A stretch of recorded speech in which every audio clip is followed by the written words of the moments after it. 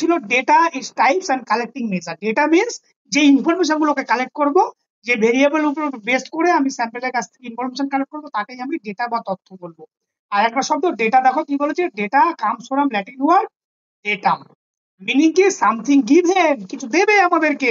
কি দেবে? It refers to raw fact, raw information দিচ্ছি, ফিগার দেবে, ইনফরমেশন দেবে। Collect for the purpose of analysis, এই যে আমি ডেটাটাকে কালেক্ট করবো কেন? অ্যানালিসিস করার জন্য, ইন্টারপ্রিটেশন করার জন্য, এন্ড ফাইনালি কি করব? একটা পার্টিকুলার ডিসিশন মেকিং জন্য বিপি এর চেয়ে হাইট বেশি না কম, হাইট বেশির জন্য হাইট মেজার করতে হচ্ছে। বরাবর সেই সমস্ত ডেটাগুলো, যদি আমি 500টা সাবজেক্ট নিই, 500টা আমি হাইট পাবো, আমি বলবো 500 জনের এই এই হাইট, আমি তো একটা ইউনিট বলবো। তাহলে সেগুলোকে স্ট্যাটিস্টিক্যালি কি করতে হবে? অ্যানালিসিস করতে হবে, করে তার একটা সঠিক মিন ভ্যালু বের করতে হবে। বা যদি আমি বলি ছেলেদের থেকে মেয়েদের হাইট বেশি, তাহলে ছেলে মেয়েদের সমস্ত ডেটাগুলোকে নিয়ে সেটা করে তাদের মধ্যে ক্যালকুলেটর করে, তাদের মধ্যে যে ধরনের স্ট্যাটিস্টিক্যাল টেস্ট হবে সেটাকে অ্যাপ্লাই করে দিয়ে একটা ইউনিট পাবো। সেই ইউনিটকে বেস করে আমাকে ডিসিশন নিতে হবে, সেই জন্য বলছে সেটাকে ডেটা। এবং এর এক্সপ্লেনেশন কি বলছে, দেখো, data are the formulation of any research study, যে কোনো ধরনের ফাউন্ডেশন, মানে একটা ভিত্তি, যে কোনো ধরনের গবেষণা করি না কেন, ডেটা হচ্ছে ভিত্তি, ডেটা ছাড়া কোনো রিসার্চ সম্ভব না। সেটা হতে পারে কোয়ালিটেটিভ, হতে পারে quantitative. Before analysis, they exist the unorganized form, and যখন আমরা শুরু করব, and have little meaning themselves until they have processed and interpret, যতক্ষণ না ওটাকে প্রসেস করা হবে, ইন্টারপ্রেট করবে, সেটা লিটিল মিনিং। কিন্তু যখন আফটার প্রসেস যখন হয়ে যাবে, ডেটা কি করবে? একটা পরিষ্কার তথ্য আমাদেরকে দেবে। এখানে কতগুলো ডেটার ডেফিনেশন দিয়েছি, কারণ মাঝে মধ্যে ডেটা থেকে প্রশ্ন আসে তাই।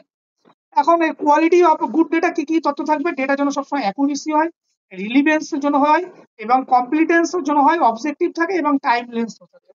টাইপস অফ কি? Primary data. প্রাইমারি ডেটা আমরা কাকে বলবো? যখন অ্যাজ এ গবেষক ফার্স্ট হ্যান্ড সোর্স, তুমি একটা শপিং মলে গিয়ে নতুন জামা কিনলে, নতুন ড্রেস কিনলে, অ্যাজ এ তুমি ফার্স্ট করলে, তাহলে কি সেটা কি একদম ফার্স্ট হ্যান্ড?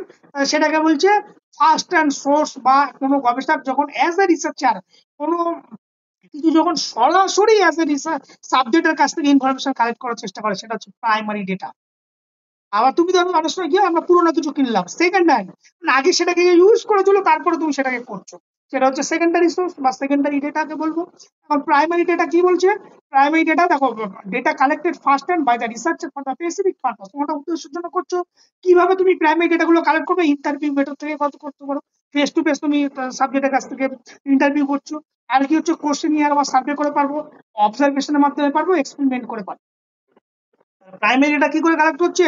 তুমি সরাসরি ইন্টারভিউ দিচ্ছ সাবজেক্টের কাছে, কোশ্চেনিয়ার দিচ্ছ, অবজারভেশন করছো, এক্সপেরিমেন্ট করছো। এক্সাম্পল কি? Survey or interview, observation, experiment. মাঝে মধ্যে এই প্রশ্ন আসে। Primary example of primary data, নিচের which one of the following is a primary data. Secondary data কখন বলবো? যখন যে ডেটাগুলো অলরেডি কালেক্টেড বাই আদার্স, যখন অন্য কেউ সেগুলোকে কালেক্ট করেছে এবং ইউজ করেছে ফর রেফারেন্স অর কম্পারিজন, সে অলরেডি সেগুলোকে রেফারেন্স হিসেবে ইউজ করেছে, তুমি সেইগুলোকে পুনরায় আবার সেই তথ্যগুলোকে নিচ্ছ তোমার কাজের হেল্প করার জন্য, তখন তাকে আমরা বলবো সেকেন্ডারি ডেটা। কোনগুলো? এক্সাম্পল দেখো, books, journal, report, database, government record ইত্যাদি। তাহলে বুকস কি ফার্স্ট হ্যান্ড না second hand? Books is second hand হচ্ছে ডেটা। ক্লাসিফিকেশন কি আছে? ডেটা দেখো মূলত হচ্ছে কোয়ালিটেটিভ, কোয়ান্টিটেটিভ, তোমরা আগেই বলেছি। যেগুলো আমাদের কোয়ালিটি কোনগুলো? যেগুলো 10 গুণ বিচার করবে, যেমন অ্যাটিটিউড, মোটিভেশন, বিহেভিয়ার ইত্যাদি। আর কোয়ান্টিটেটিভ কোনগুলো? যেগুলো হাইট, ওয়েট, স্কোর, পালস ইত্যাদি, যেগুলো সংখ্যা দ্বারা প্রকাশ করবো। এছাড়াও কি হচ্ছে, sub type of quantitative data. Quantitative ডেটাকে আবার ডিসক্রিট ডেটা, আবার হচ্ছে কন্টিনিউয়াস ডেটা। ডিসক্রিট ডেটা কখন বলবো? যখন whole number can not be divided further, যখন পূর্ণ সংখ্যা বা ভগ্নাংশে বিভক্ত করা যায় না। এগুলো নিয়ে আমরা পরে ওই শেষের দিন আর একটু বলবো ডেটা নিয়ে, এখন এইটুকু বলে ছেড়ে দিচ্ছি। কন্টিনিউয়াস ডেটা কখন বলবো? Can take any value within a range or measurable, যেমন একটি পরিসরের মধ্যে যখন কোনো কিছু পরিমাপ করা হবে, যেমন হাইট, ওয়েট, টাইম, স্পিড, সেগুলো। আর হচ্ছে data collection method, observation, interview, questionnaire, test, experiment, document record ইত্যাদি বিষয়গুলো থেকে আমরা ডেটাগুলো কালেক্ট করতে পারি মূলত। এবার এখান থেকে কিছু প্রশ্ন আছে, সেগুলোকে আমরা বলি। In research data refers to, data বলতে আমরা কি বুঝি? কি হবে option? Option B. Option B, raw Yeah. fact figure and collected for analysis. Question number 2, which of the following primary data? কোনটি প্রাইমারি ডেটা এখানে? Option B. Option B. Data collected from the directly from the participants to the experiment. Very good. 3 number, data obtained from previously published record documents are known as? secondary, secondary data. Secondary data. Very good. Secondary data. Question number 4. Which type of data represent opinion, attitude, and feeling? Opinion, attitude. quantity, Yeah. Qualitative. Qualitative. Qualitative. sorry.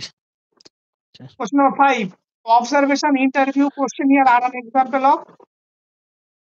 Observation, interview, questionnaire example of. Sir, B. Data Option B, collection. data collection and measure. Data collection. Sir, tool না Data- measure হবে। না, টুল কি হবে? টুল হচ্ছে statistical procedure, তো measure করব। Data collection, ডেটাগুলোকে measure করি, তো অবজারভেশনের মাধ্যমে ডেটা মেজার করি, ইন্টারভিউর মাধ্যমে, কোশ্চেনের মাধ্যমে। এ হচ্ছে মূলত আমাদের যে সিলেবাস ছিল। আমি যদি দেখি একটু তোমাদেরকে, দেখো রিসার্চের সাব ইউনিট, এটা আইডেন্টিফিকেশন, এটা হলো এই পর্যন্ত হয়ে গেল।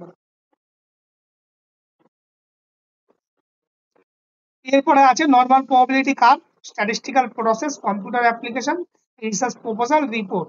এখন এখানে স্ট্যাটিস্টিক্স এর আমাদের ফুল অল ডিটেলস স্ট্যাটিস্টিক্স একদম ডিপলি এখানে করা আছে। তার হচ্ছে পেজ নাম্বার হচ্ছে 137। আমাদের পরবর্তী ভিডিও দেখার জন্য অবশ্যই চ্যানেলটিকে ফলো করুন, এবং ভিডিওটি যদি ভালো লেগে থাকে অবশ্যই ভিডিওতে লাইক করুন, কমেন্ট করুন, এবং চ্যানেলটিকে সাবস্ক্রাইব করে দিন।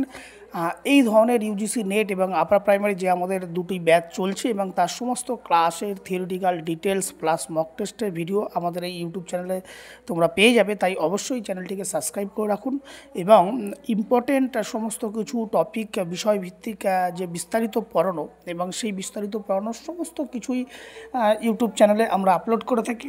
তাই হ্যাঁ, অবশ্যই যদি চ্যানেলটিকে মনে হয় যে চ্যানেলটি ভালো লেগেছে, অবশ্যই লাইক করুন, এবং যত পারবেন চ্যানেলটিকে শেয়ার করুন বন্ধুবান্ধবের কাছে, যাতে সবার কাছে এই ইনফরমেশনগুলো খুব সহজভাবেই পৌঁছে যায়।